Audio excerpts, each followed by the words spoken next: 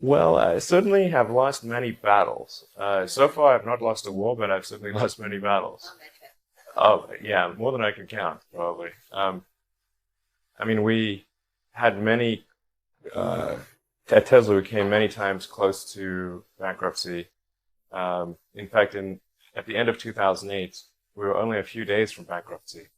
It was literally 2 days, or 3 days maybe. I gave basically both SpaceX and Tesla from the beginning a probability of less than 10% of likely to succeed. In the beginning, I wouldn't even let my friends invest because I don't want to lose their money. I thought it was like, I'd rather lose my own money. We almost did die at SpaceX actually. So I budgeted for 3 flights. I mean, technically, I did have a plan where I had the money from PayPal. I had like about 180 million from PayPal. And I thought, I'll allocate half of that to SpaceX and Tesla and Solar City, and that should be fine. I'll have 90 million, like just lots, But then what happened is things cost more and took longer than I thought. So I had a choice of either put the rest of the money in or the companies are going to die. And it's like, so I ended up putting all the money in and borrowing money for rent from friends. If you want to try to come up with an innovative breakthrough, that's going to be how it is. Anything which is significantly innovative is going to come with a significant risk of failure. You've got to take big chances in order for the potential for a big positive outcome. If the outcome is exciting enough, then taking a big risk is worthwhile. Yeah.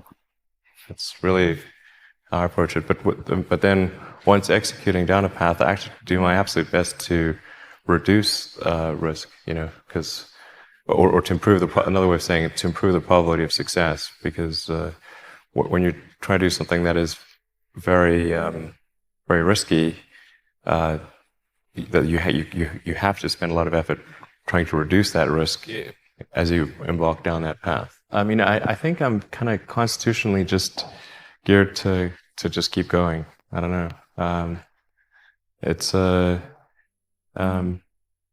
Yeah, I mean, it just, I don't know. I mean, it certainly, there are times when things don't go well, and then that's quite dispiriting, for sure.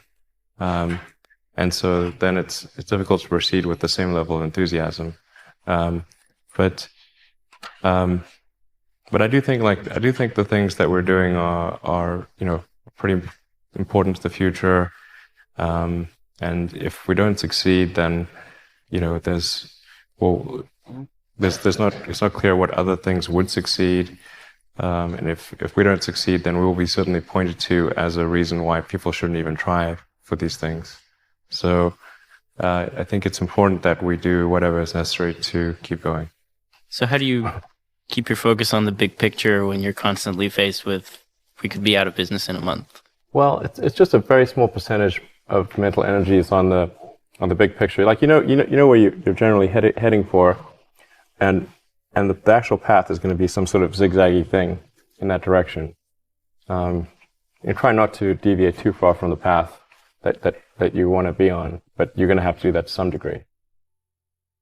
I think successful entrepreneurs probably come in all sizes, shapes, and flavors. An obsessive nature with respect to the quality of the product is very important. But even if you're the best, there's always a chance of failure.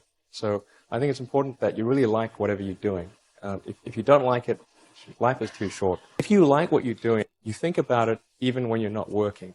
I mean, it's something that your mind is drawn to.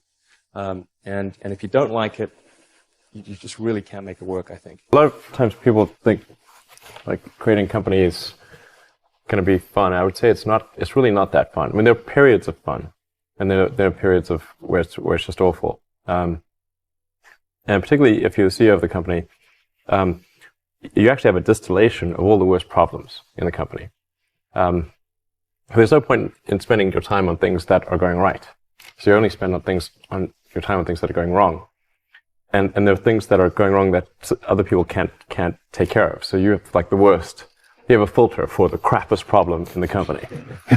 And the most pernicious and painful problem, I think you have to feel quite compelled to do it and have a fairly high pain threshold. And there's a friend of mine who says like starting a company is like staring into the abyss and eating glass. And there's some truth to that. The staring into the abyss part is that you're going to be constantly facing the extermination of the company. Because most startups fail. It's like 90%, arguably 99% of startups fail. So that's the staring into the abyss part. You're constantly saying, okay, if I don't get this right, the company will die. It can be quite stressful. And then the eating glass part is you've got to do the problems. You've got to work on the problems that the company needs you to work on, not the problems you want to work on. And so that's you end up working on